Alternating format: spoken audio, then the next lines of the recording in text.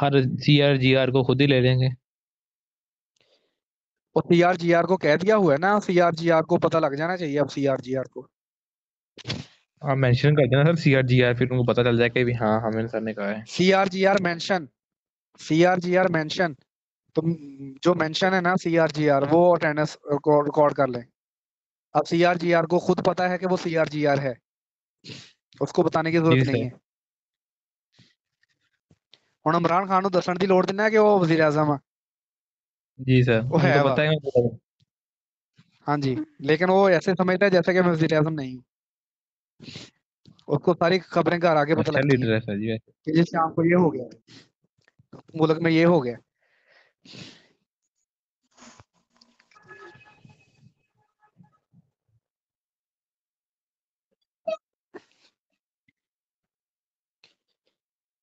Students मैं start करने लगा हूँ। अभी उन 59 स्टूडेंट्स हुए हैं, तो 59 स्टूडेंट्स नहीं है, 58 स्टूडेंट्स हैं, क्योंकि 59 में नंबर पे मैं हूँ। मैं खुद स्टूडेंट नहीं हूँ, अब हुए 59।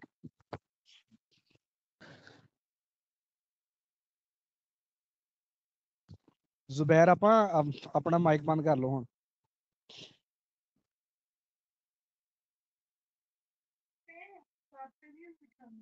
ये IB कौन है?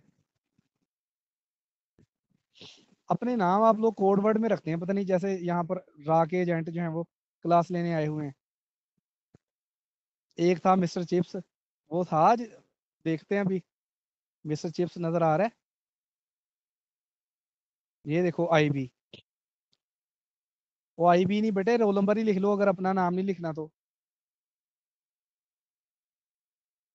ਇਹ ਚੰਗੀ ਗੱਲ ਆ ਕਿ ਤੁਹਾਡਾ ਹੁਣ ਤੁਸੀਂ ਇੱਥੇ ਰਾਤ ਏਜੰਟ ਕਲਾਸ ਲੈਣ ਆਏ ਹੋ, ਦੱਸਣਾ ਹੀ ਨਹੀਂ ਆਪਣਾ ਨਾਮ ਹੀ, अपना रोल नंबर भी नहीं दसना।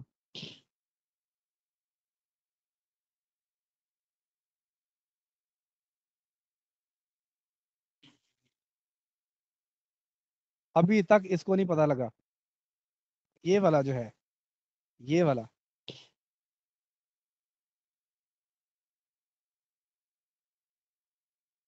अब ये कौन सा नाम है?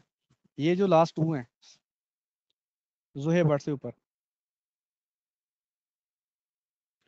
चलो फिर स्टार्ट करें। जी students sir. I hope so आप लोग अब स्टार्ट करना चाहिए, क्योंकि अब 82 स्टूडेंट्स हो गए हैं। तो जी सर। मेरी आवाज और स्क्रीन क्या सब कुछ सही क्लियर है ना? मैं म्यूट करने लगा हूँ सबको। यस जी सर, सर। कर दे बिल्कुल क्लियर है। ठीक है जी, ओके, थैंक यू। तो स्टूडेंट्स आप लोगों को ना मैंने पिछले लेक्चर में ज्योमेट्रिक आइसोमेरिज्म या सिज ट्रांस आइसोमेरिज्म के बारे में बताया था। तो वहां पर आपने ना ज्योमेट्रिक आइसोमेरिज्म या सिज ट्रांस आइसोमेरिज्म जो है वो आपने देखा था। उसमें ना एक पार्ट जो है वो थोड़ा सा रह गया था, तो मैं आपको उसके बारे में थोड़ा सा बताना चाहता हूँ कि अगर एक कंपाउंड के अंदर 2 डबल बॉन्ड आ जाएं, जैसे ये भी कार्बन कार्बन डबल बॉन्ड है और ये भी कार्बन कार्बन डबल बॉन्ड है, तो आपने ना दोनों को अलग-अलग मेंशन करना है कि ये, मिसाल के तौर पर अगर आप इस डबल बॉन्ड को देखो, तो इस डबल बॉन्ड के लिहाज से ये दोनों हाइड्रोजन जो है वो सेम साइड पे हैं, तो ये सिज है इस डबल बॉन्ड के लिहाज से। और ये इथाइल ग्रुप और ये वाला जो है फर्दर बारी ग्रुप, ये दोनों एक तरफ हैं। लेकिन अगर आप इस डबल बॉन्ड के लिहाज से देखें तो ये दोनों एक हाइड्रोजन एक तरफ हैं, तो इस डबल बॉन्ड के लिहाज से भी ये सीज है और इस डबल बॉन्ड के लिहाज से भी ये सीज है, क्योंकि दोनों हाइड्रोजन जो है वो इसमें भी एक तरफ हैं। और इस कार्बन के साथ एक लगा हुआ मिथाइल और एक ये लगा हुआ पूरा ग्रुप, ये बारी ग्रुप, ये दोनों भी एक तरफ हैं। ये सीज सीज है, सीज सीज है। तो अगर इस कंपाउंड को देखो, तो कार्बन कार्बन डबल बॉन्ड है, इसका ये हाइड्रोजन और इसका ये हाइड्रोजन, ये दोनों एक दूसरे के ऑपोजिट हैं। या इसका इथाइल ग्रुप यानी भारी ग्रुप और इसका ये वाला जो पूरा भारी ग्रुप है, ये दोनों ऑपोजिट है, तो ये इस डबल बॉन्ड के लिहाज से ट्रांस है। और अगर आप इस कार्बन कार्बन डबल बॉन्ड के लिहाज से देखें, तो ये वाला हाइड्रोजन और ये वाला हाइड्रोजन दोनों एक दूसरे के ऑपोजिट हैं, तो ये ट्रांस बनता है, यानी इस डबल बॉन्ड के लिहाज से भी ट्रांस है और इस डबल बॉन्ड के लिहाज से भी ट्रांस है। अगर आप अब इस कंपाउंड में देखें, तो ये दोनों हाइड्रोजन जो है वो एक तरफ हैं, ठीक है, यानी इसके लिहाज से ये सिज है। ये वाला कार्बन का साथ लगा हुआ हाइड्रोजन और ये वाली कार्बन के साथ लगा हुआ हाइड्रोजन एक तरफ है, तो सिज है। इसका ये जो इथाइल ग्रुप है भारी और ये वाला पूरा ग्रुप जो है वो भारी, वो दोनों एक तरफ है, तो इस लिहाज इस लिहाज से ये सिज बनता है। लेकिन अगर आप इस कार्बन कार्बन डबल बॉन्ड के लिहाज से देखें तो ये वाला हाइड्रोजन और ये वाला हाइड्रोजन, ये दोनों एक दूसरे के ऑपोजिट है, आइडेंटिकल ग्रुप ऑपोजिट है, तो ये ट्रांस है इस बॉन्ड के लिहाज से। इस तरह ये वाला जो मिथाइल है और ये वाला जो पूरा ग्रुप है, ये भी आपस में मतलब जो है वो ट्रांसपोजिशन पे आते हैं। अगर आप अब इस कार्बन के लिहाज से देखें तो इस कार्बन के साथ लगा हुआ हाइड्रोजन और इस कार्बन के साथ लगा हुआ हाइड्रोजन, इस डबल बॉन्ड के लिहाज से ये दोनों एक दूसरे के ऑपोजिट आ रहे हैं, तो ये ट्रांस है। सॉरी, हाँ, ये इस लिहाज से ट्रांस बनता है। ये वाला हाइड्रोजन और ये वाला हाइड्रोजन जो है ये उल्टा है, और ये इथाइल ग्रुप और वाला पूरा भारी ग्रुप जो है वो एक दूसरे के ऑपोजिट है, तो ये इस लिहाज से भी ये वाली पहली साइड जो है वो ट्रांस है। लेकिन अगर आप इस कार्बन कार्बन डबल बॉन्ड के लिहाज से देखें तो दोनों हाइड्रोजन यानी दोनों आइडेंटिकल ग्रुप जो है वो एक तरफ है, तो इस लिहाज से ये सिज है, यानी ये इसे आना है ट्रांस सिज। इन्होंने लिखा ना सिज ट्रांस, इसे आप लिखेंगे ट्रांस सिज, क्योंकि पहले वाली जो साइड है वो डबल बॉन्ड वाली वो ट्रांस है और दूसरे वाली जो है वो सिज है। आप इसको सिज ट्रांस का नाम भी दे सकते हैं, या इसके लिए आपने पढ़ा हुआ है जी ई। तो अगर दोनों आइडेंटिकल ग्रुप जो है वो सेम साइड पे है तो इसे हम जी कहते हैं, तो ये जी है, और इसके लिहाज से भी ये जी है। ये जो है इसमें दोनों आइडेंटिकल ग्रुप ऑपोजिट हैं, ये ई है, और इसमें भी दोनों आइडेंटिकल ग्रुप जो ऑपोजिट है तो ई है। तो आप इसे जी जी या ई भी कह सकते हैं, या इसमें आप देखोगे ये डबल बॉन्ड जो है वो सेम साइड पे हैं, इसके दोनों आइडेंटिकल ग्रुप दोनों डबल बॉन्ड कार्बन पे लगे हुए, इसको आप क्या कहोगे, जी कहोगे। इसमें ऑपोजिट है तो इसे आप ई कहोगे। इसमें क्या है, पहले वाला जो है डबल बॉन्ड के लिहाज से दोनों हाइड्रोजन ऑपोजिट है तो ये ई है, और ये में दोनों हाइड्रोजन जो है वो सेम साइड पे, तो इसलिए ये जी है। जी का मतलब सीज है और ई का मतलब जो है वो ट्रांस है। ठीक है, ये वाला पार्ट रह गया था, तो ये वाला पार्ट अभी मैंने आपको बता दिया।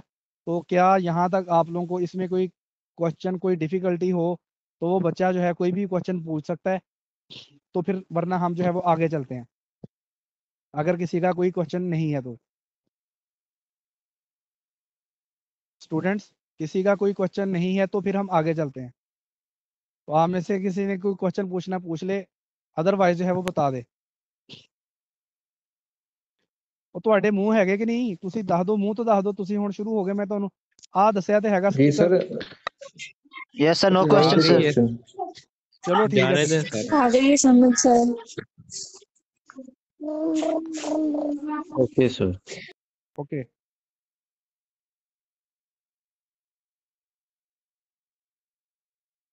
अब इसके बाद जो है हम देखते हैं फर्दर अपना नेक्स्ट टॉपिक।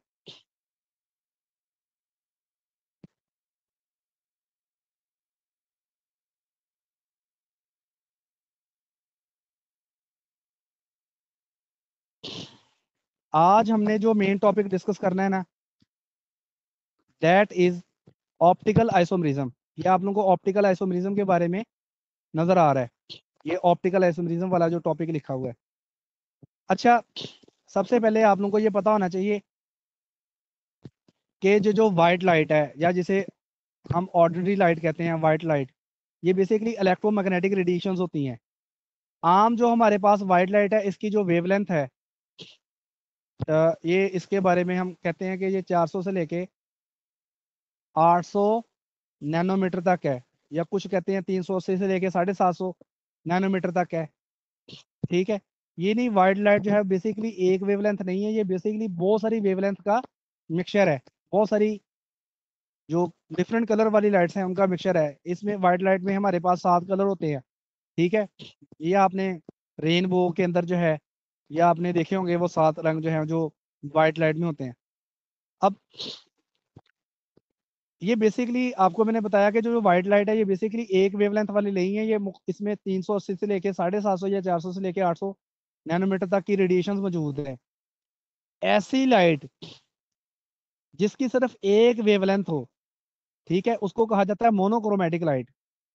तो the light of single wavelength, अगर हम बात करें कि हमारे पास लाइट है, उसकी जो वेवलेंथ है, हम कहते हैं कि जस्ट हमारे पास उसकी वेवलेंथ, लेट्स से,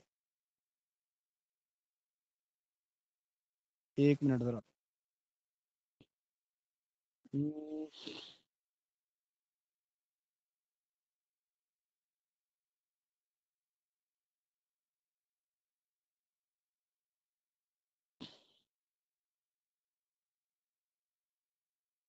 यहाँ पर जो है, सॉरी, हाँ ये मिल गई,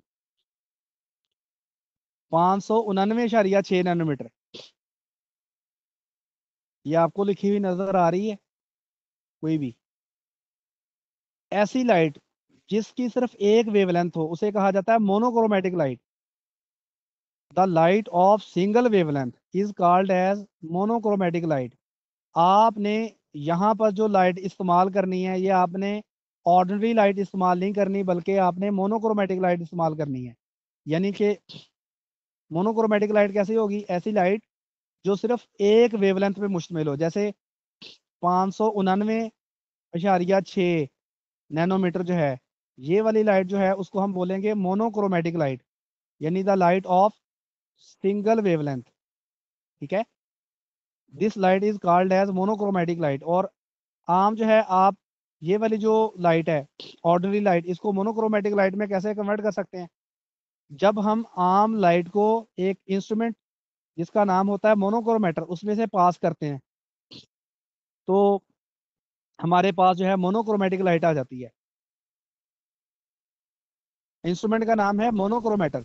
यानी आम लाइट को आपने मिसाल के तौर पर 400 से लेके 800 नैनोमीटर वाली लाइट जो है, जब आपने इस मिक्सचर को इस इंस्ट्रूमेंट्स में से पास करना है मोनोक्रोमेटर से, तो मोनोक्रोमेटर क्या करेगा? मोनोक्रोमेटर जो है वो फिल्टर के तौर पर काम करेगा। सिर्फ एक पर्टिकुलर वेवलेंथ को वो आगे पास आउट होने देगा, बाकी सारी जो वेवलेंथ्स हैं उन्हें रोक लेगा। तो ऐसा आला, ऐसा इंस्ट्रूमेंट जो सिर्फ पर्टिकुलर वेवलेंथ वाली लाइट को पास आउट होने दे और बाकी सारी वेवलेंथ वाली लाइट को ब्लॉक कर दे, उसको हम कहते हैं मोनोक्रोमेटर। और ऐसी लाइट जो सिर्फ एक वेवलेंथ पे मुश्तमिल हो, that light is called as monochromatic light. अब आपने ना इस जो हमने आज टॉपिक पढ़ना है, इसके अंदर आपने यूज करनी है मोनोक्रोमेटिक लाइट। अब मोनोक्रोमेटिक लाइट जो होती है, या कोई भी जो लाइट होती है, वो हर डायरेक्शन में वो मतलब जो है वो फैल रही होती है। जैसे आपके पास अगर बल्ब है ना, तो आप ये नहीं कहेंगे लाइट जो है वो सिर्फ ऊपर जा रही है, या सिर्फ नीचे जा रही है, या सिर्फ दाएं जा रही है, या सिर्फ बाएं जा रही है। वो हर डायरेक्शन में फैल रही है, क्योंकि आपको पता है कि जो लाइट होती है वो हर डायरेक्शन में फैल रही होती है। ठीक है, तो आपने ऐसी लाइट इस्तेमाल नहीं करनी। एक तो लाइट होनी चाहिए मोनोक्रोमेटिक, यानी एक वेवलेंथ वाली। दूसरे नंबर पे आपने ये वाली लाइट जो है उसको आपने करना है प्लेन पोलराइज। प्लेन पोलराइज करने का मतलब ये है कि वो सिर्फ एक डायरेक्शन में वो सिर्फ फैल रही हो, एक प्लेन में फैल रही हो। तो पहले वो वाली जो लाइट होगी वो हमारे पास हर डायरेक्शन में फैल रही होगी, लेकिन उसको जब हम एक आले में से पास करते हैं जिसका नाम है निकोल प्रिज्म, या जिसका नाम निकोल प्रिज्म होता है, या उसको हम पोलराइज लेंस बोलते हैं। तो जब हम ये वाली जो लाइट है जो हर डायरेक्शन में फैल रही है उसको निकोल प्रिज्म या पोलराइज लेंस में से पास करते हैं, तो हमारे पास जो लाइट आती है वो सिर्फ एक प्लेन में, कह लें, फैल रही होती है, एक प्लेन में वाइब्रेट कर रही होती है। ठीक है, तो इसको हम कहते हैं प्लेन पोलराइज लाइट। यानी इस हमने टॉपिक के अंदर जो लाइट इस्तेमाल करनी है वो मोनोक्रोमेटिक प्लेन पोलराइज लाइट इस्तेमाल करनी है। एक लाइट क्या होनी चाहिए? एक नंबर पे उसका जो है सिंगल वेवलेंथ होनी चाहिए, और दूसरे नंबर पे वो सिर्फ एक डायरेक्शन में फैल रही हो।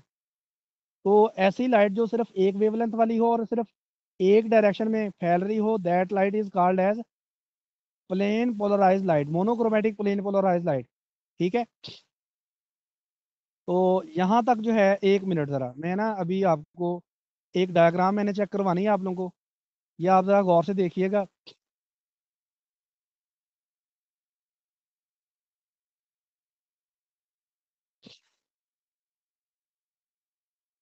यहाँ पर आप देख सकते हैं कि ये हमारे पास जो है ये वाला जो बल्ब है ये लाइट सोर्स है, और इससे निकलने वाली जो लाइट है ये हर डायरेक्शन में फैल रही है। लेकिन जब हम इसको पोलराइजर में से या निकोल प्रिज्म से पास करते हैं, तो सिर्फ लाइट जो है एक प्लेन में मूव कर रही है। पहले सारा हर जगह रोशन है, अब जो लाइट इससे इमर्ज हो रही है, इमर्ज आउट हो रही है, ये सिर्फ एक प्लेन में जा रही है। ऐसी लाइट जो सिर्फ एक प्लेन में मूव कर रही हो, एक प्लेन में फैल रही हो, उसको हम प्लेन पोलराइज लाइट बोलते हैं। ठीक है, तो यहाँ पर आप जो है ये आपको एक नज़र आ रहा है। अब ना एक बात आपको और पता होनी चाहिए कि कुछ कंपाउंड्स ऐसे हैं जिनमें से अगर प्लेन पोलराइज लाइट पास की जाए, वो प्लेन पोलराइज लाइट के प्लेन को रोटेट कर देते हैं। उन कंपाउंड को हम कहते हैं ऑप्टिकली एक्टिव कंपाउंड। मैंने ये बताया कि कुछ ऐसे कंपाउंड्स होते हैं जिनमें से अगर प्लेन पोलराइज लाइट पास की जाए तो वो प्लेन पोलराइज लाइट के प्लेन को रोटेट कर देते हैं। तो these compounds are called optically active compound. जैसे अगर आप इस वाली डायग्राम में देखें तो सबसे पहले आप लोगों को नज़र आ रहा है कि ये लाइट सोर्स से लाइट आ रही है और फिर ये हर डायरेक्शन में फैल रही है। तो अगर हम इसे पोलराइजर में से या निकोल प्रिज्म से या पोलराइज लेंस से पास करें तो ये प्लेन पोलराइज लाइट होगी। अब प्लेन पोलराइज लाइट के रास्ते में ना आगे हमने एक ट्यूब रखी हुई है और इस ट्यूब के अंदर जो है वो कोई कंपाउंड है। अब वो कंपाउंड जैसे हम कायरल कंपाउंड कहते हैं, कायरल कंपाउंड ऐसा होता है जो प्लेन पोलराइज लाइट के प्लेन को रोटेट कर देता है। तो जब ये जो कंपाउंड होगा इसमें से प्लेन पोलराइज लाइट पास होगी तो ये देखें पहले प्लेन पोलराइज लाइट जो थी उसका प्लेन सीधा था, अब उसका प्लेन जो है वो थोड़ा सा राइट साइड पे रोटेट हो गया। यानी पहले लाइट थी इस तरह और अब लाइट हो गई है इस तरह, यानी थोड़ी सी टेढ़ी हो गई है। यानी इसने क्या किया है, प्लेन पोलराइज लाइट के प्लेन को रोटेट किया है। तो ये वाला जो कंपाउंड है ना जो प्लेन पोलराइज लाइट के प्लेन को रोटेट कर देता है, जब उसमें से हम प्लेन पोलराइज लाइट पास करते हैं तो इस हम कंपाउंड को कहते हैं कि वो ऑप्टिकली एक्टिव है। ठीक है, और इस फिनोमिना को कहते हैं ऑप्टिकल एक्टिविटी। मिसाल के तौर पर अगर आप इस डायग्राम में देखें, इस डायग्राम में आपके पास जो है जब हम प्लेन पोलराइज लाइट को खाली ट्यूब से गुजारते हैं, यानी या ट्यूब खाली हो या ट्यूब के अंदर जो है वो कायरल कंपाउंड ना पड़ा हो बल्कि एक कायरल कंपाउंड पड़ा हो। एक कायरल कंपाउंड ऐसा कंपाउंड होता है जो लाइट के प्लेन को रोटेट नहीं करता। तो जब हम ऐसे कंपाउंड से मतलब जो है वो ये वाली लाइट पास करते हैं तो लाइट जो है वो बगैर रोटेट हुए सीधी आ जाती है बाहर, बगैर रोटेट हुए। तो ऐसा कंपाउंड जो है वो जो लाइट के प्लेन को रोटेट नहीं करता उसे हम कहते हैं ऑप्टिकली इनएक्टिव। जो लाइट के प्लेन को रोटेट कर देता है उसको हम कहते हैं ऑप्टिकल एक्टिव। तो ये आप ज़रा देखिएगा, ये हमारे पास जो है ये जो उन्होंने डायग्राम अब वाली शो की है तो ऐसे है कि ये लाइट सोर्स है, ये पोलराइज़र है, इससे जो लाइट बाहर आ रही है वो क्या है, प्लेन पोलराइज है। ये हमारे पास ट्यूब है और ये ट्यूब के अंदर से हमारे पास ऑप्टिकल एक्टिव कंपाउंड है। और जब लाइट जो है वो ऑप्टिकली एक्टिव कंपाउंड में से पास होती है तो इसका प्लेन जो है वो रोटेट हो जाता है। ये प्लेन रोटेट हो गया। जब ये ट्यूब खाली होगी ना तो लाइट जो है वो बगैर रोटेट हुए सीधी बगैर रोटेट हुए यानी इस तरह की दाखिल लाइट जो है वो दाखिल होगी इस प्लेन वाली और इसी प्लेन वाली इमर्ज होगी। और यहाँ पर जो है ना हमारे पास जैसे ये हमारे पास जो है एक प्रिज्म है, निकोल प्रिज्म। इसमें यहाँ पर सेंटर में बना हुआ है सुराख, जैसे आपने ये देखा। तो लाइट जो है वो सिर्फ इसी डायरेक्शन से बाहर आई और फिर यहाँ पर जो है दूसरी तरफ एक और हमारे पास जो है ऐसा ही मतलब निकोल प्रिज्म होगा जिसे हम एनालाइजर बोलेंगे। तो एनालाइजर जो होगा, एक मिनट ज़रा, ये ऐसे पड़ा हुआ है और इसमें लाइट जो है वो सीधी बाहर आ जाएगी और हमें मैक्सिमम ब्राइटनेस मिलेगी। यानी लाइट जो है इस तरह की दाखिल हुई है और बगैर रोटेट हुए इसी तरह जो है हमें लाइट मिल जाएगी। और हमें बाहर से जब हम इसे देखेंगे, यहाँ से ऑब्जर्व करेंगे तो हमें मैक्सिमम ब्राइटनेस मिलेगी क्योंकि जो है लाइट बगैर रोटेट हुए वो स्ट्रेट पास हो गई है। लेकिन अब अगर ये वाला जो निकोल प्रिज्म है, यहाँ पर भी निकोल प्रिज्म है, ये वाला निकोल प्रिज्म है, ये वाला निकोल प्रिज्म फिक्स है और ये वाला हम रोटेट कर सकते हैं से कि कंपाउंड जो था वो ऑप्टिकली एक्टिव था। अब ये वाला जो है हम इसे रोटेट कर सकते हैं, मैंने आपको बताया ये वाला प्रिज्म। तो क्या है, लाइट दाखिल हुई इस तरह से लेकिन हो गई इस तरह से। तो ये वाली जो लाइट है अब इस निकोल प्रिज्म से ऐसे पास नहीं हो सकती। तो इसको पास करवाने के लिए हमें क्या करना पड़ेगा, हमें जो है इस वाले को, ये वाला जो हमारे पास है निकोल प्रिज्म, इसको हमें घुमाना पड़ेगा। यानी इसको घुमा के यहाँ से इस तरह ले जाना पड़ेगा। यानी बेटा इसको घुमाना पड़ेगा ताकि हमें मैक्सिमम ब्राइटनेस मिल सके। मतलब जो है अगर लाइट गई है, लाइट बेंड हुई है, लाइट इस तरह से बेंड हुई है, तो हमें कुछ इसको इस तरह से रोटेट कराना पड़ेगा ताकि क्या हो सके, ताकि जो बेंड लाइट है इसमें से पास हो सके और हमें मैक्सिमम ब्राइटनेस जो है वो मिल सके। यानी हमें मैक्सिमम ब्राइटनेस लेने के लिए हमें इस वाले पोलराइजर को प्रिज्म को क्या करना पड़ेगा, घुमाना पड़ेगा। ठीक है, और हमें इसे कुछ एंगल तक घुमाना पड़ेगा ताकि हमें मैक्सिमम जो है ब्राइटनेस मिल सके। ठीक है, अब या तो हम इसको घुमाएंगे क्लॉकवाइज या एंटी क्लॉकवाइज, यानी या तो इसे राइट साइड पे घुमाएंगे या इसको लेफ्ट साइड पे घुमाएंगे। अगर हम इसको घुमा रहे हैं राइट साइड पे, तो इसका मतलब है कंपाउंड ने लाइट को राइट साइड पे रोटेट किया है, यानी कि लाइट जा रही थी इस तरह और कंपाउंड ने लाइट को राइट साइड पे इस तरह से रोटेट कर दिया, यानी इस तरफ रोटेट कर दिया। और हमें भी इसकी मैक्सिमम ब्राइटनेस लेने के लिए हमें इसको राइट साइड पे घुमाना पड़ा और फिर लाइट इसमें से पास आउट हुई और हमें मैक्सिमम ब्राइटनेस मिली। हमें कुछ ना कुछ एंगल तक उसे घुमाना पड़ा। अगर कंपाउंड ने लाइट को लेफ्ट साइड पे रोटेट किया तो हमें इस सेकंड जो एनालाइजर है इसको भी लेफ्ट साइड पे घुमाना पड़ेगा और फिर जाके हमें मैक्सिमम जो है ना ब्राइटनेस मिलेगी। क्या यहाँ तक आपको क्लियर है ना स्टूडेंट्स? आप लोगों को क्लियर है ना? 1 मिनट जरा बता दें मुझे, कोई क्वेश्चन है पूछ लें। जी सर क्लियर है। यस सर किसी भी सर, बच्चे का क्लियर कोई है। क्वेश्चन है असली बोलिए। कि कोई भी बच्चा क्वेश्चन पूछना चाहता है वो पूछ सकता है अपना माइक ऑन करके।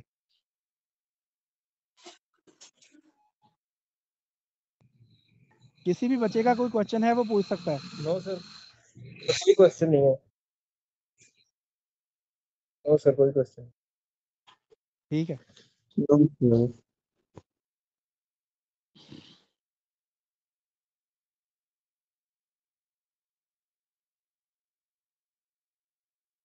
जैसा कि मैंने आपको बताया कि कंपाउंड जो है अगर कायरल होगा, कायरल कंपाउंड जो है ऐसे कंपाउंड को कहा जाता है जो प्लेन पोलराइज लाइट के प्लेन को रोटेट कर दे। ठीक है, तो इसको हम कहते हैं ऑप्टिकली एक्टिव। या जो कंपाउंड होगा वो ए कायरल होगा, या वो कंपाउंड को मतलब जो है वो प्लेन पोलराइज लाइट को रोटेट नहीं करेगा, उसको हम कहेंगे ए कायरल या इनएक्टिव कंपाउंड। अगर हम कायरल कंपाउंड की बात करें तो कायरल कंपाउंड जो है या तो लाइट को क्या करता है, क्लॉकवाइज रोटेट कर देता है, या जो लाइट है उसको एंटी क्लॉकवाइज रोटेट कर देता है।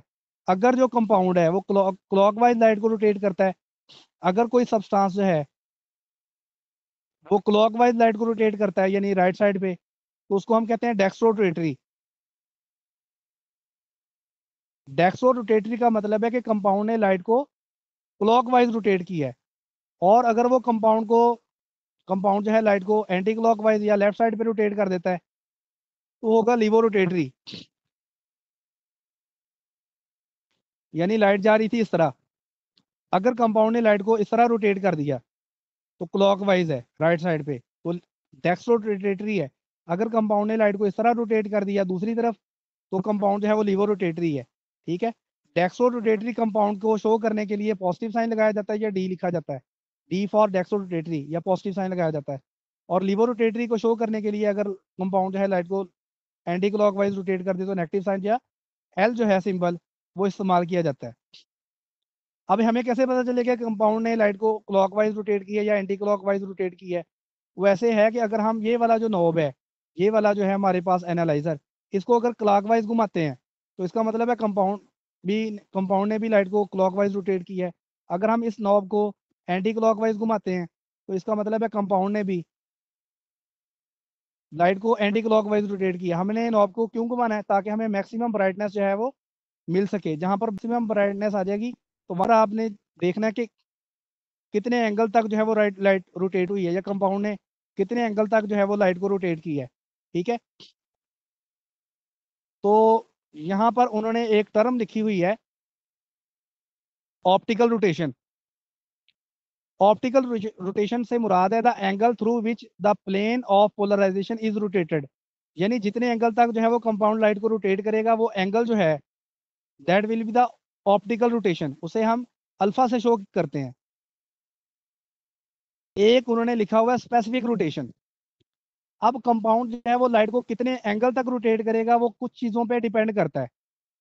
पहले नंबर पे कि कंपाउंड जो है उसकी कंसंट्रेशन क्या है, कंपाउंड की कंसंट्रेशन कितनी है। दूसरे नंबर पे कि हम कौन सा कंपाउंड ले रहे हैं, कंपाउंड की नेचर क्या है, कंपाउंड की मिकदार कितनी है, जो ट्यूब है उसकी लेंथ कितनी है, और हम किस वेवलेंथ वाली लाइट को इस्तेमाल कर रहे हैं, और टेम्परेचर क्या है। यानी कि कंपाउंड जो है वो लाइट को कितना रोटेट करेगा, डिपेंड करता है कि कंपाउंड की कंसंट्रेशन क्या है, मिकदार क्या है, कंपाउंड कौन सा है, ट्यूब की लेंथ कितनी है, कौन सी वेवलेंथ वाली लाइट इस्तेमाल कर रहे हैं, और टेम्परेचर क्या है। हाँ, साइंसदानों ने ना इन कंडीशन को स्टैंडर्डाइज कर दिया। अब वो जो साइंटिस्ट हैं वो क्या करते हैं, कंपाउंड कितना लेते हैं, कंपाउंड की जो कंसंट्रेशन लेते हैं 1 किलोग्राम पर मीटर क्यूब, 1 किलोग्राम पर मीटर क्यूब, 1 किलोग्राम लेते हैं मतलब कंसंट्रेशन 1 लीटर में। दूसरे नंबर पे वो जो लेंथ लेते हैं ट्यूब की वो 1 मीटर लेते हैं, वो ट्यूब की कहते हैं कि लेंथ जो है वो 1 मीटर है। इसके अलावा जो वो जो लाइट इस्तेमाल करते हैं उसकी वेवलेंथ जो है यहाँ पर लिखा हुआ है 599.6 नैनोमीटर होती है। ऐसी लाइट जो है उसे कहा जाता है डी लाइन। ये बेसिकली सोडियम से हासिल होती है, ये वाली जो लाइट है सोडियम लैंप से हासिल होती है। इसे इसकी वेवलेंथ जो है वो 589 नैनोमीटर है। और इसके अलावा टेम्परेचर जो लिया जाता है दैट इज 25 डिग्री। अब लेट से कि ये हमारे पास जो है कोई कंपाउंड था 25 डिग्री पे 599.6 नैनोमीटर वाली लाइट को इस्तेमाल करते हुए जब कंपाउंड से लाइट पास की गई, जिस ट्यूब में कंपाउंड रखा गया उसकी लेंथ 1 मीटर थी और जो कंपाउंड था वो 1 किलोग्राम पर मीटर क्यूब था। जब उसमें से लाइट पास की गई तो कंपाउंड ने लाइट को कितने डिग्री तक रोटेट किया, 3.12 डिग्री। तो 3.12 डिग्री जो है ये स्पेसिफिक रोटेशन है। एंगल जो है वो ऑप्टिकल रोटेशन है, लेकिन अगर हम कंडीशन को स्टैंडर्डाइज कर दें तो then this rotation is called as specific rotation.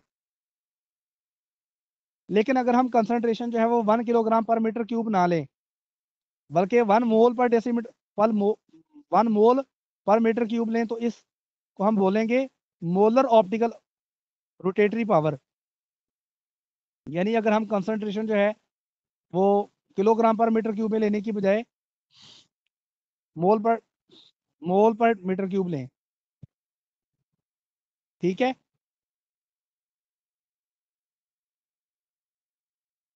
यहां तक अगर किसी बच्चे का कोई क्वेश्चन है वो पूछ ले।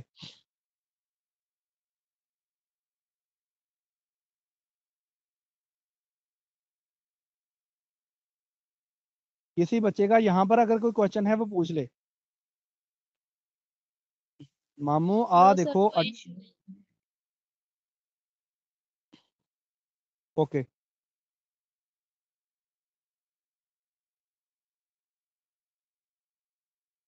अब इसके बाद लिखा हुआ है asymmetric carbon atom and optical isomerism. सबसे पहले बेटा आपने याद रखना है अगर किसी कार्बन के साथ बॉन्डेड चारों ग्रुप डिफरेंट हो तो हम उस कार्बन को कहते हैं एसिमेट्रिक कार्बन।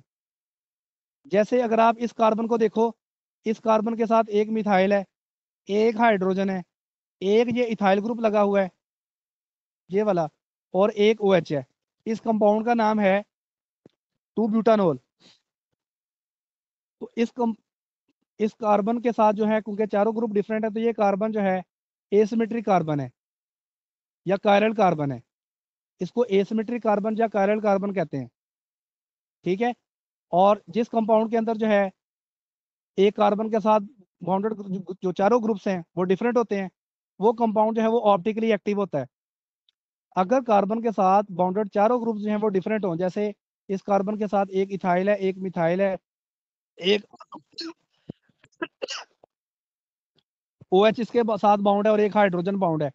अगर एक कार्बन के साथ बाउंडेड चारों ग्रुप जो हैं वो डिफरेंट हो तो इस कार्बन को, जिस कार्बन के साथ चारों ग्रुप डिफरेंट बाउंड होंगे, उस कार्बन को हम कहते हैं एसिमेट्रिक कार्बन या कायरल कार्बन, और कंपाउंड जो है वो कायरल कंपाउंड कहलाएगा और ऑप्टिकली एक्टिव कहलाएगा। यानी जब हम इस कंपाउंड से प्लेन पोलराइज लाइट पास करेंगे तो वो प्लेन पोलराइज लाइट को प्लेन को रोटेट कर देगा, ठीक है।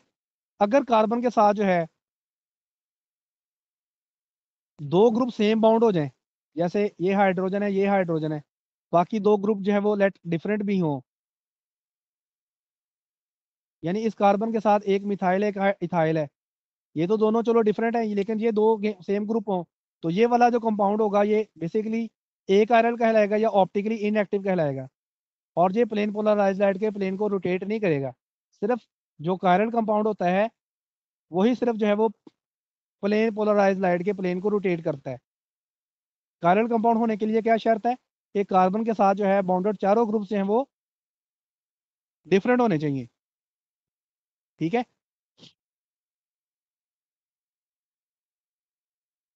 मिसाल के तौर पर यहाँ पर उन्होंने ये कंपाउंड दिया है, इस कंपाउंड में देखें कार्बन के साथ एक OH है, एक H है, लेकिन दो मिथाइल लगे हुए हैं, तो ये वाला जो कंपाउंड है एक आयरल है, ये ऑप्टिकली इनएक्टिव है।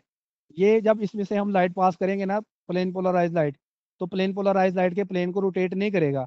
लेकिन अगर कार्बन के साथ बाउंडेड जो चारों ग्रुप्स हैं वो डिफरेंट हो और इसमें से अगर हम प्लेन पोलराइज लाइट पास करें तो ये प्लेन पोलराइज लाइट के प्लेन को रोटेट कर देगा, यदि क्लॉकवाइज या एंटी क्लॉकवाइज। अगर प्लेन पोलराइज लाइट के प्लेन को क्लॉकवाइज रोटेट कर देता है तो ये कंपाउंड जो है ऐसे हम कहते हैं डेक्सट्रोरोटेटरी। और अगर ये कंपाउंड जो है प्लेन पोलराइज लाइट के प्लेन को रोटेट कर दे, अपना एंटी क्लॉकवाइज रोटेट कर देता है लेफ्ट साइड पे, तो इसे हम कहते हैं लीवो रोटेटरी। क्लॉकवाइज का मतलब राइट साइड और एंटी क्लॉकवाइज का मतलब है लेफ्ट साइड पे। ठीक है,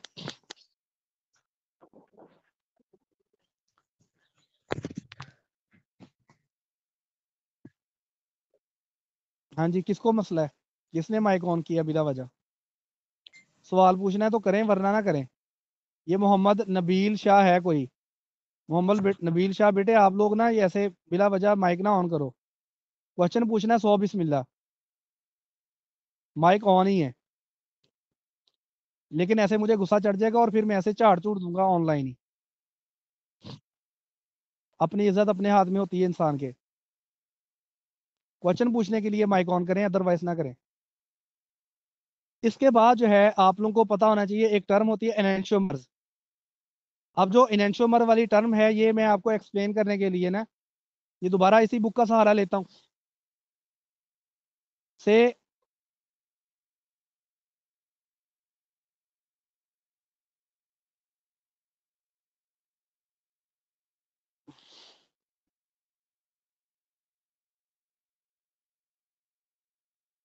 सबसे पहले आप लोगों को पता होना चाहिए कि एक यहाँ पर एक उन्होंने टॉपिक लिखा हुआ है कायरलिटी। ये कायरलिटी मिसाल के तौर पर ये हम अपना हाथ का इमेज अगर अपने अपने हाथ का इमेज जो है डायग्राम में देखें, सॉरी डायग्राम में नहीं, ये मिरर में, ये अपना हाथ है, अपना अपना या मतलब मेरा हाथ है या आपका हाथ है जो भी है, तो क्या है अगर हम इसका जो इमेज है वो मिरर में देखें तो इसका जो इमेज होगा वो बिल्कुल इसी के जैसा होगा। जाहिर बात है किसी भी ऑब्जेक्ट का जो इमेज होता है वो बिल्कुल उस चीज़ जैसा होता है। लेकिन अगर हम इस इमेज को इस ऑब्जेक्ट पे रखने की कोशिश करें तो ये सुपर इम्पोज नहीं होगा। सुपर इम्पोज का मतलब ये है, देखें इसका अंगूठा जो है दाएं तरफ है और इसकी जो चीची है वो बाएं तरफ है, लेकिन इसके इमेज में इसका जो अंगूठा है वो बाएं तरफ है और इसकी जो चीची है वो दाएं तरफ है। जब हम इसको उठा के इधर रखें या इसको उठा के इधर रखें, है तो दोनों एक दूसरे के मिरर इमेज, ठीक है, लेकिन जब हम इसको उठा के इधर रखेंगे तो चीची जो है वो गुठे पे आएगी और जो गुठा होगा वो चीची पे आएगा। ये दोनों एक दूसरे के मिरर इमेज हैं लेकिन एक दूसरे पे सुपर इम्पोज नहीं हो सकते। ऐसे ऑब्जेक्ट्स जो एक दूसरे के मिरर इमेज हों लेकिन एक दूसरे पे सुपर इम्पोज ना हो सकते हों उनको हम कहते हैं कायरल। ठीक है, ऐसा कंपाउंड जो एक दूसरे ऐसा कंपाउंड जो है जो एक दूसरे के मिरर इमेज हों और एक दूसरे पे सुपर इम्पोज ना हो सकते हों तो उनको हम कहते हैं कायरल। और वो जो दो कंपाउंड्स हैं उनको हम कहते हैं एनेंशियोमर्स। एनेंशियोमर ऐसे कंपाउंड होते हैं जो एक दूसरे के मिरर इमेज होते हैं लेकिन एक दूसरे पे सुपर इम्पोज नहीं होते। जैसे हम आप देखो अपना जो दाएं हाथ वाला ग्लव होता है वो बाएं हाथ में नहीं पहन सकते, और बाएं हाथ वाला ग्लव जो है वो दाएं हाथ में नहीं पहन सकते। दाएं पैर वाली जो जुराब होती है उसे बाएं पैर में नहीं पहन सकते, बाएं पैर वाली जुराब जो है दाएं पैर में नहीं पहन सकते। हालांकि दाएं पैर वाली जुराब और बाएं पैर वाली जुराब दोनों एक जैसी होती हैं, एक दूसरे का मिरर इमेज होती हैं, जैसे बिल्कुल हूबहू जैसे इमेज ही देख रहे हैं हम उसका मिरर में, लेकिन वो एक दूसरे पे सुपर इम्पोज नहीं हो सकती। ऐसे ऑब्जेक्ट्स जो एक दूसरे के मिरर इमेज हो लेकिन एक दूसरे पे सुपर इम्पोज ना हो सकते हो, उनको हम कहते हैं एनेंशियोमर, और इस प्रॉपर्टी को हम कहते हैं कायरलिटी। अगर आप अब ये वाली देखें अपना कुर्सी, तो ये कुर्सी जो है बिल्कुल इस कुर्सी का इमेज है, लेकिन अगर हम उसको उठा के यहाँ रखें ये सुपर इम्पोज हो जाएगी। अगर आपके पास जो है लंडे वाली जुराब है या लंडे वाली आपके पास दस्ताना है, तो आप क्या करते हो, आप दाएं हाथ वाला बाएं हाथ में पहन सकते हो, बाएं हाथ वाला दाएं हाथ में पहन सकते हो, बिल्कुल जो कह लें कि आम सा मिलता है, वो एक आयरल है। यानी जो एक दूसरे के मिरर इमेज होते हैं लेकिन एक दूसरे पे सुपर इम्पोज भी हो जाते हैं, उनको हम कहते हैं एक आयरल। और ऐसे ऑब्जेक्ट्स जो एक दूसरे का मिरर इमेज हो लेकिन एक दूसरे पे सुपर इम्पोज ना हो सकते, उन्हें हम बोलते हैं एक आयरल, और या उन्हें बोलते हैं एनेंशियोमर्स। सॉरी, उन्हें हम कायरल बोलते हैं या एनेंशियोमर बोलते हैं। एक आयरल वो होंगे जो मिरर इमेज होंगे और एक दूसरे पे सुपर इम्पोज भी हो जाएंगे। अब कंपाउंड्स के अंदर कायरलिटी को शो करने के लिए से हम कहते हैं ये हमारे पास कंपाउंड है, ये वाला, ये अगर आप देख सकते हैं तो एक मिनट जरा,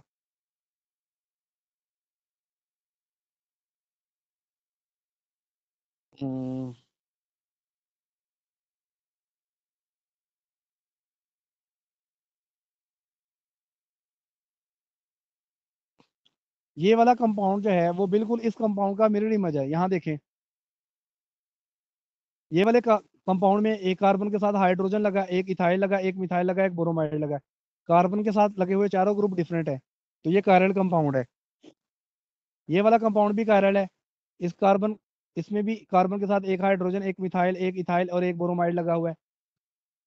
अब ये वाला कंपाउंड और ये वाला कंपाउंड दोनों एक दूसरे के मिरर इमेज है, यानी दोनों कंपाउंड एक दूसरे के मिरर इमेज है।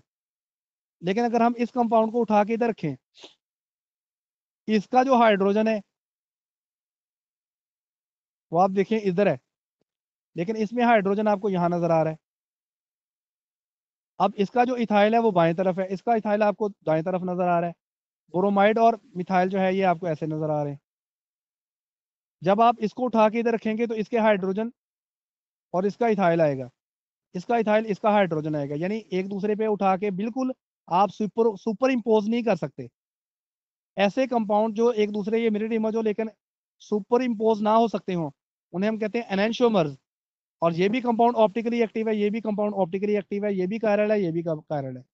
ऐसे ये दोनों बेसिकली एक दूसरे के आइसोमर्स है।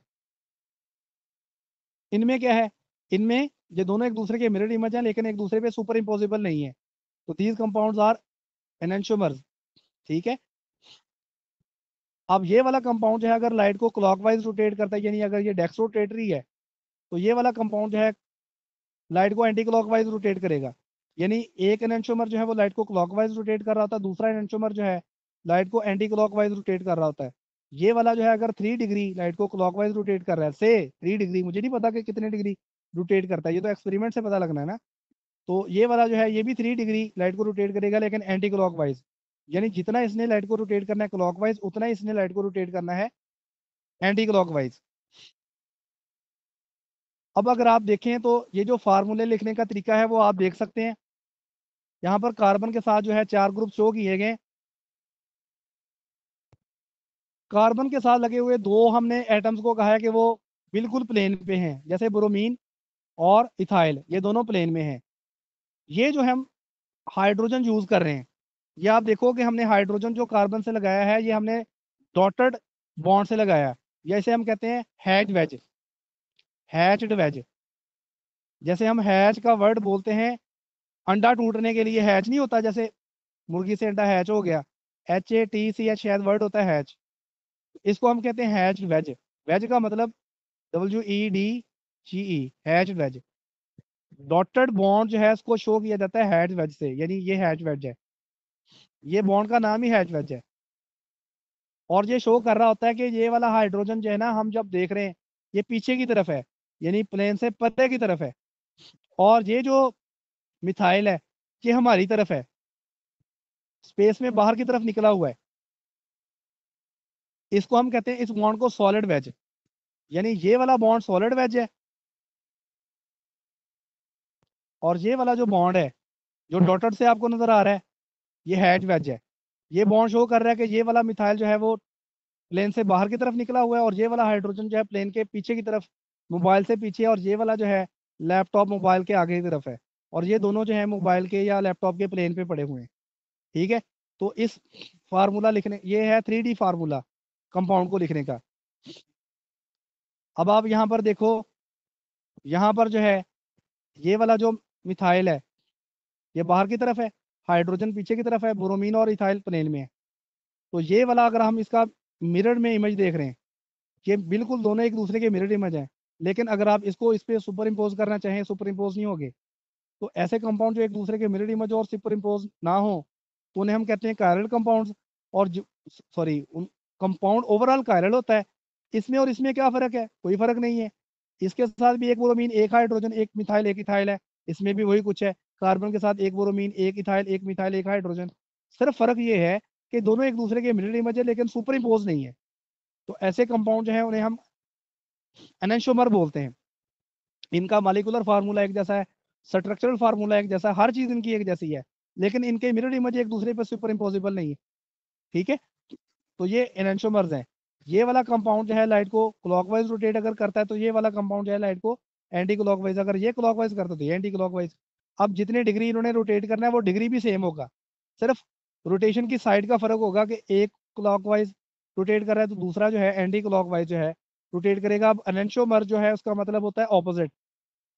एनेंटियोमर का मतलब ऑपोजिट क्यों है जी? क्योंकि एक लाइट को क्लॉकवाइज रोटेट कर रहा है तो दूसरा जो है लाइट को ऑपोजिट डायरेक्शन में एंटी क्लॉकवाइज लाइट को रोटेट कर रहा होता है।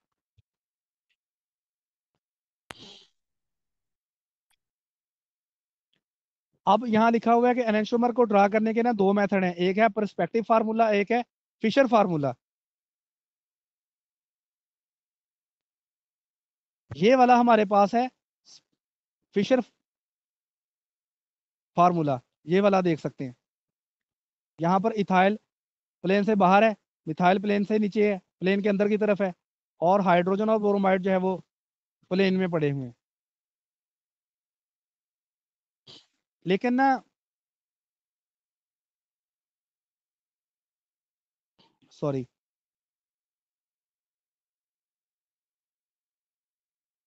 ये मैंने थोड़ा सा गलत बता दिया कि पर्सपेक्टिव फार्मूला जो है 3D फार्मूला है जो भी मैंने आपको बताया, और जो फिशर फार्मूला है वो अभी हमने देखना है।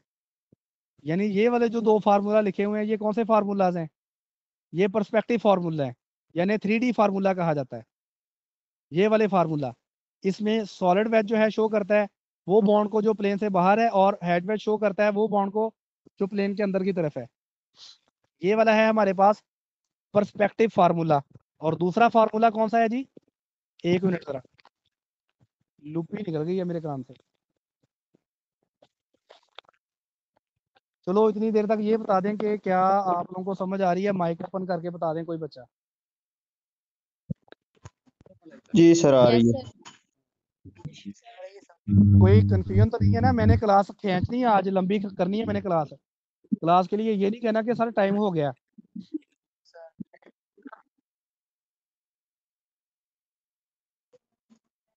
हेलो, जी सर। और समझ आ रही है? Yes sir. Yes sir, okay. Okay okay, mike बंद कर दें अपने। ठीक है, मुझे समझ आ गई है, आपको समझ आ गई है। अब एक तो ये वाला फार्मूला है, that is a perspective formula. दूसरा फिशर फार्मूला है। फिशर फार्मूला में ना हम दो लाइंस लगा लेते हैं, दो वर्टिकल लाइंस, एक अलोंग एक्स एक्सेस और एक अलोंग जो है वो वाई एक्सेस। यहाँ पर आप देखो, एक line along the horizontal line है और एक जो है वो वर्टिकल लाइन है। अब वो कहता है कि हॉरिजेंटल लाइन, यहाँ पर आप देखोगे ना तो यहाँ पर आपको मिलेगा the horizontal lines represent the bond that projected out of the plane of paper और व्यूअर, और vertical lines represent the bonds that extend back from the plane of paper. यानी कि जो हॉरिजेंटल लाइन है, ये हॉरिजेंटल लाइन ये show कर रही है कि ये बॉन्ड्स हैं वो जो दोनों जो ग्रुप्स हैं वो प्लेन से बाहर की तरफ निकले हुए हैं। यानी ये भी ब्रोमाइड जो है वो आपकी तरफ बढ़ा हुआ है, यानी ये आपकी तरफ है, और ये हाइड्रोजन भी आपकी तरफ है।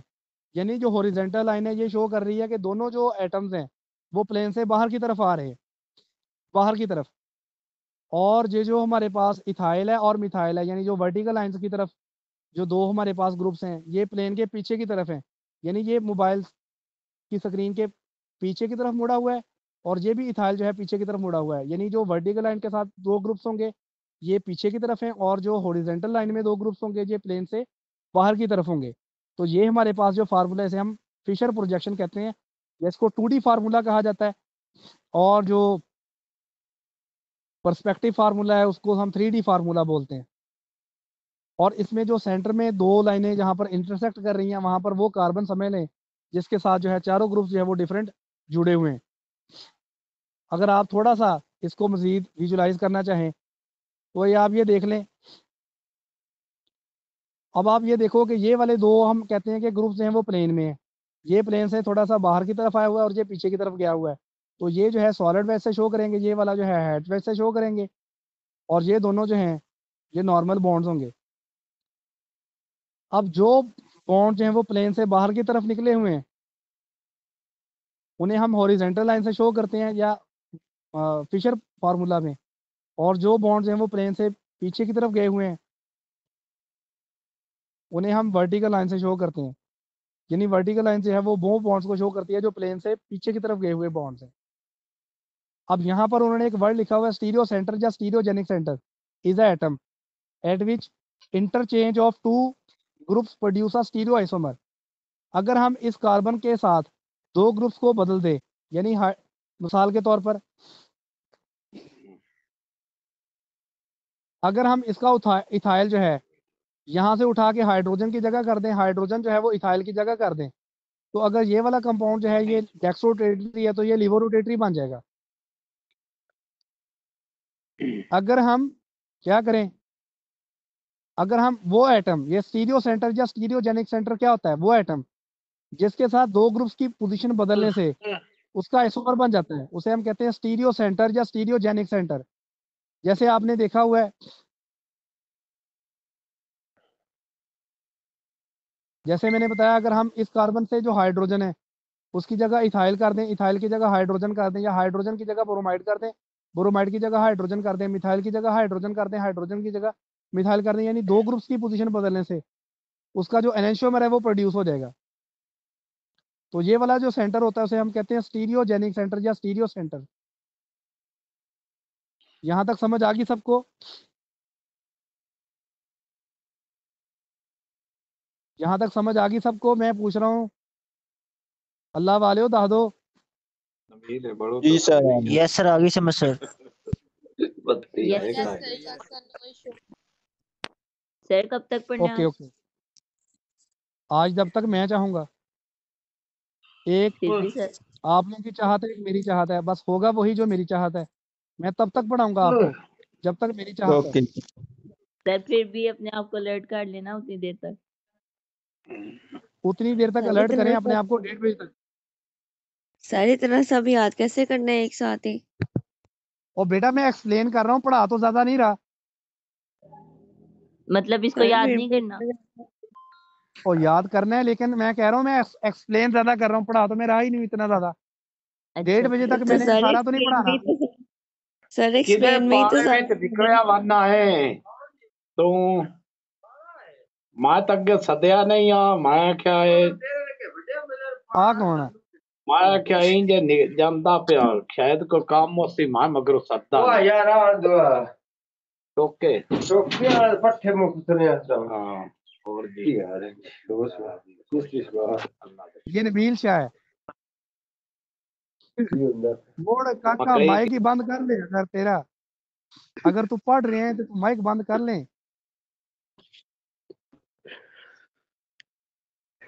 मैं इथे पढ़ांदा वंश सी ते तू इथे माइक दे नाल गल्लां ਉੱਚੀ ਉੱਚੀ ਲਾਈ ਸੀ ਤੇ ਪਿੰਡ ਦੀਆਂ ਗੱਲਾਂ ਮੈਨੂੰ ਸੁਣਾਈ ਸੀ।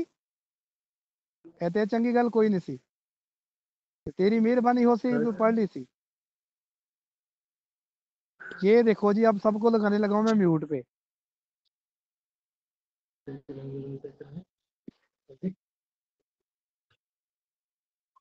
एक दोबारा म्यूट पे लगा दूं, डबल म्यूट, ताकि आपको पता चल जाए कि म्यूट ही रहना है।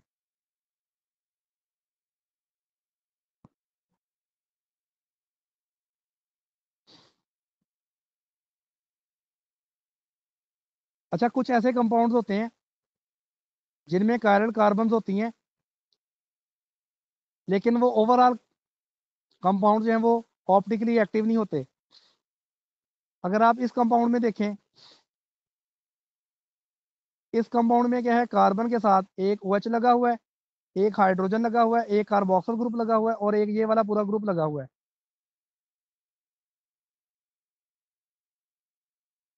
इस कार्बन के साथ एक OH है, एक H है, एक COOH है और एक ये पूरा ग्रुप लगा हुआ है, यानी ये कार्बन जो है कायरल है।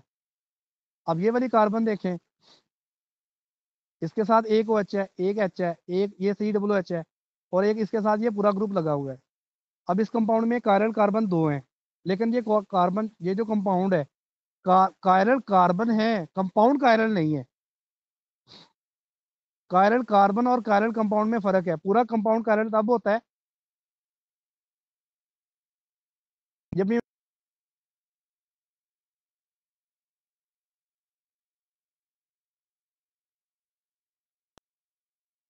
इस कार्बन के साथ लगे हुए भी चारों ग्रुप डिफरेंट हैं। ये भी कार्बन कायरल है, ये भी कार्बन कायरल है, लेकिन कंपाउंड कायरल क्यों नहीं है? क्योंकि अगर हम इस कंपाउंड को सेंटर से काटें तो ये वाला जो पार्ट है बिल्कुल इस पार्ट का मिरर इमेज है। यानी जब हम इसको ऊपर फोल्ड करेंगे ना, तो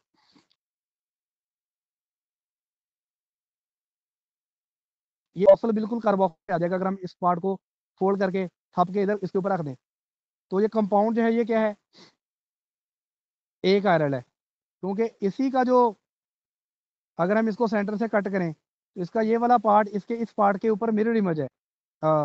मिरर इमेज तो है, इसका ये वाला पार्ट इसके इस पार्ट का मिरर इमेज है और सुपर इम्पोसिबल है। इसमें ये वाला जो कंपाउंड है ये एक कायरल है, हालांकि कार्बन कायरल थे। अब जो अलीन्स हैं इनके बारे में अगर हम देखें, अलीन्स किन्हें कहते हैं कि अगर दो डबल बॉन्ड हैं वो बिल्कुल साथ साथ वाली कार्बन पे आ जाएं। अब मैं आपको अलीन्स के बारे में दिखाता हूँ कि अलीन्स कैसे होती हैं। अलीन्स कायरलिटी, ये भी आपको डायग्राम में बिल्कुल प्रॉपरली नजर आ जाएगा अगर आपको हमें डायग्राम मिल गई तो।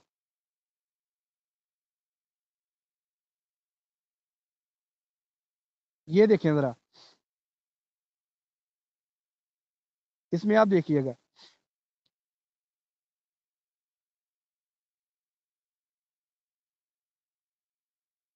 अलीन्स सबसे पहले आप देख लें होते कहते कि नहीं है, कार्बन कार्बन के दरमियान डबल बॉन्ड है, फिर ये वाली कार्बन भी बिल्कुल नेक्स्ट साथ वाली कार्बन से डबल बॉन्डेड है, यानी दो डबल बॉन्ड बिल्कुल साथ साथ हैं। तो ऐसी जो डाइन्स होती हैं उन्हें हम अलीन्स बोलते हैं, अलीन्स। पहला जो डबल बॉन्ड बना है ना, पहला जो पाई बॉन्ड बना है वो इस कार्बन का ये वाला p ऑर्बिटल है और इस कार्बन का ये p ऑर्बिटल है। ये दोनों p ऑर्बिटल एक दूसरे के पैरेलल हैं। ये वाला p ऑर्बिटल और ये वाला p ऑर्बिटल जो रेड में आपको नजर आ रहे हैं, ये दोनों एक दूसरे के पैरेलल हैं और पैरेलल ओवरलैप से पाई बॉन्ड बना हुआ है। अब इस कार्बन के साथ जो पाई बॉन्ड है, इस कार्बन का जो p ऑर्बिटल है आपको ये प्लेन के परपेंडिकुलर नहीं नजर आ रहा, बल्कि ये जो p ऑर्बिटल इसके दो लूप, एक लूप जो है वो प्लेन से बाहर की तरफ निकला हुआ है और एक इसका जो लूप है प्लेन के अंदर की तरफ है। इसके भी दो लूप्स हैं, एक लूप जो है प्लेन के बाहर है और एक लूप जो है प्लेन के अंदर है। ठीक है, तो क्या है, ये आपस में मतलब 90 डिग्री पे एक दूसरे के साथ पैरेलल जो ओवरलैप है, यानी इस पाई बॉन्ड का और इस पाई बॉन्ड के दरमियान कितने डिग्री का एंगल है? 90 डिग्री का। या आप ऐसे समझ लें कि इस कार्बन के साथ जो दो ग्रुप लगे हुए हैं ए बी, ए जो है प्लेन से बाहर है, बी जो है प्लेन के अंदर है, प्लेन के पीछे है। ये जो ए है ये सॉलिड वैसे शो किया गया, जो बी है वो हेड वैसे शो किया गया। तो ए जो है प्लेन के बाहर की तरफ निकला हुआ है, बी जो है प्लेन के अंदर की तरफ है, और इसका जो डबल बॉन्ड है वो प्लेन में है। और जो साथ वाला डबल बॉन्ड है ये बेसिकली डबल बॉन्ड जो है वो ये प्लेन के बाहर और अंदर है, लेकिन जो दो एटम्स हैं वो प्लेन में है। ए बी प्लेन में है, ए बी प्लेन में है, लेकिन जो डबल बॉन्ड है वो प्लेन से, यानी ये दो लूप जो हैं वो प्लेन के बाहर हैं और ये दो लूप जो हैं ये प्लेन के अंदर हैं। और इसमें क्या है, ये वाले जो पाई बॉन्ड है, ये वाला रेड रेड वाला, ये प्लेन में है, लेकिन जो ए बी है, ए जो है प्लेन के बाहर और बी प्लेन के अंदर है। ये ऐसे इसका स्ट्रक्चर है। तो अगर आप इस पार्ट को इस पार्ट पे सुपर इम्पोज करें तो सुपर इम्पोज नहीं होगा। उसकी वजह यहाँ पर आप देख लें, अगर मैं थोड़ा सा बना सकूं तो इस कार्बन के साथ जो दो लगे हुए ग्रुप्स हैं, एक प्लेन के बाहर की तरफ है आपकी तरफ, और एक प्लेन से अंदर की तरफ है। यहाँ पर आप बी कर लो, यहाँ पर आप ए कर लो। और इस कार्बन के साथ जो दो लगे हुए ग्रुप हैं ये प्लेन में है, ये ए कर लो, ये बी कर लो। तो क्या है, अगर आप इसको उठा के इस पे रखेंगे तो सुपर इम्पोज नहीं होगा। ठीक है, तो इसका क्या मतलब है? इसका मतलब है कि ये कंपाउंड जो है ये कायरल है, कंपाउंड कायरल है। हालांकि कोई भी कार्बन के साथ चार ग्रुप डिफरेंट नहीं लगे हुए। ये कंपाउंड कायरल क्यों है? क्योंकि इसका जो पार्ट है, हालांकि आपको लगेगा कि अगर आप इसे सेंटर से कट कर लें तो ये वाला पार्ट जो है इस पार्ट के ऊपर बिल्कुल आ जाएगा, आर आर पे आ जाएगा, सी एच पे आ जाएगा, लेकिन ऐसा नहीं होना। क्यों? क्योंकि एक जो है वो अगर जो है प्लेन में है तो दूसरा जो है वो आउट ऑफ प्लेन है। ठीक है, तो ये वाले जो अलीन्स है ना ये कायरल होते हैं, कंपाउंड्स आर कायरल, हालांकि इनमें कायरल कार्बन कोई नहीं है।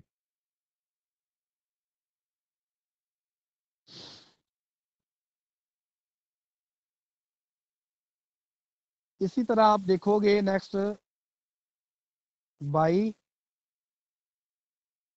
Phenyl, by phenyl chirality.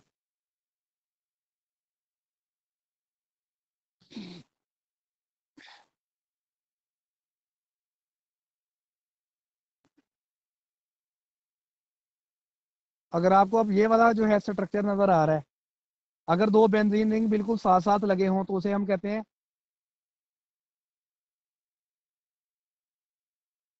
कि वो बाइफिनाइल है।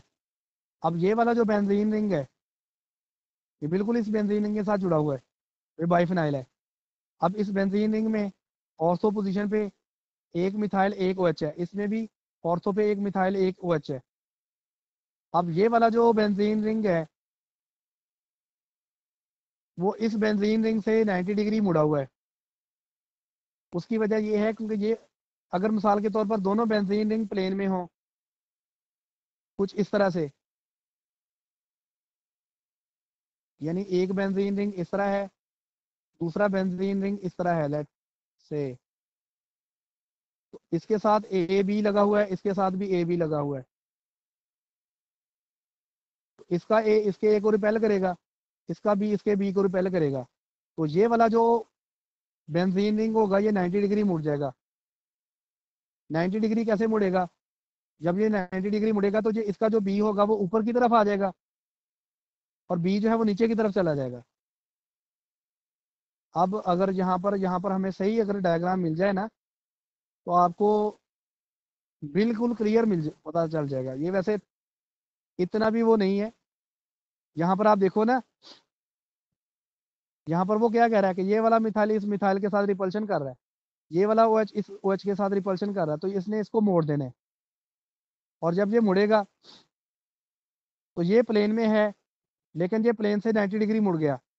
ये वाली जो कार्बन्स हैं ये आपकी तरफ हैं और ये जो है ना ये पीछे की तरफ चली गई हैं।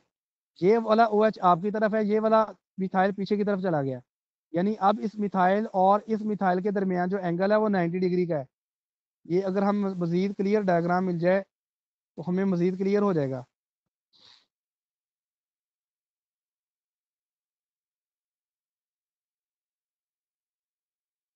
ये आप देखो यहाँ पर, यहाँ पर जो दोनों रिंग्स है ना वो इनके दरमियान एंगल जो है 90 डिग्री का बन रहा है। वैसे अगर आपको यहाँ पर अगर सही ना नजर आए, वैसे तो यहाँ पर लिखा हुआ है दोनों बेंजीन रिंग जो हैं वो एक प्लेन में होते हैं, लेकिन अगर इनके साथ बल्कि ग्रुप लग जाए तो ये वाला बल्कि ग्रुप इस बल्कि ग्रुप को और ये वाला बल्कि ग्रुप इस बल्कि ग्रुप को जब मोड़ देता है, रिपेल करता है, तो ये वाला जो बेंजीन रिंग होता है ना बिल्कुल आउट ऑफ प्लेन चला जाता है। यानी ये सीधा हो जाता है और ये 90 डिग्री पे होता है। ठीक है, तो है वैसे ये दोनों एक दूसरे के मिरर इमेज। यानी अगर आप कहें कि अगर हम इस मॉलिक्यूल को कट करके इसका कार्बोक्सिल इसके कार्बोक्सिल पे लगाएं और इसका नाइट्रो इस पे नाइट्रो पे लगाएं तो सुपर इम्पोज हो जाएगा। नहीं, अब नहीं होना। क्यों? क्योंकि ये बिल्कुल आउट ऑफ प्लेन चला गया है। और आउट ऑफ प्लेन जाने से यहाँ पर आप देखो इस डायग्राम में भी आपको मिल जाएगा। यहाँ पर आप देखो ये वाला जो है, ये वाला जो आपको रिंग नजर आ रहा है, ये वाले बॉन्ड्स आपकी तरफ है और ये पीछे की तरफ है। ये वाला जो कार्बोक्सिल है पीछे की तरफ है, ये नाइट्रो OH नाइट्रो जो है आपकी तरफ है। और ये वाला जो बॉन्ड ये वाला जो है ना बिल्कुल प्लेन में है, ये बिल्कुल आउट ऑफ प्लेन चला गया। इसके और इसके दरमियान जो है 90 डिग्री का एंगल है। अगर हम इसे कट करें तो सुपर इम्पोज नहीं होगा। क्या यहाँ तक समझ आ गई आप लोगों को? सर जी बेटा, हेलो बेटा, यस कोई सर, भी समझ आ बच्चा गई सर। क्वेश्चन, ये जो है ना यस मैं मुन्ना सर। ने बच्चे ने यस सर, करना है। आगे समझ। ओके एक सर। बच्चे ने हैंड रेस किया हुआ है तो इसने क्वेश्चन करना है। मैंने कहा कर ले, अलाउड है। क्वेश्चन करना है तो क्वेश्चन कर ले बेटे, अलाउड है। अस्सलाम वालेकुम सर जी। वालेकुम सलाम जी बेटे। सर जी मुझे आपकी वीडियो नहीं आ रही, सिर्फ वॉइस आ रही है। वीडियो नहीं आ रही? सबको तो आ रही है। नहीं सर कब जी से नहीं मुझे आना नहीं आ रही, कब से नहीं काफी आ देर रही? से नहीं आ रही, काफी देर से नहीं आ रही। आप क्लास को छोड़ के फिर दोबारा आ जाओ, फिर आ जाएगी। जी ठीक है।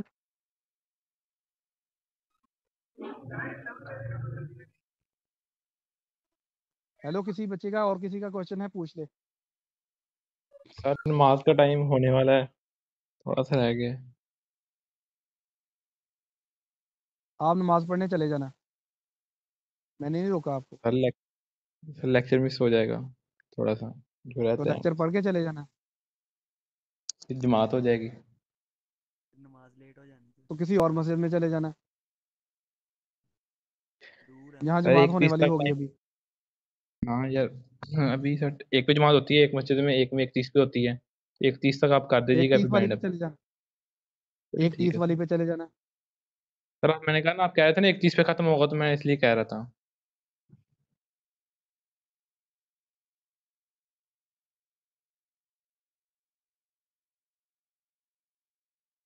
ठीक है, फिर नेक्स्ट स्टार्ट करते हैं। हेलो सर जी आज के लिए हाँ इतना ही काफी है, प्लीज सर बस करें। जी सर, बहुत है इतना। सर बाकी कल पढ़ लेंगे।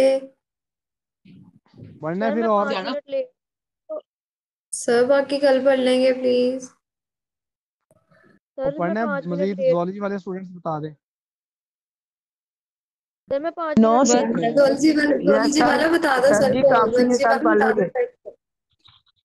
चलो ठीक है, फिर यहाँ तक ही सही है। Okay, okay sir. Allah Hafiz sir. Thank you sir.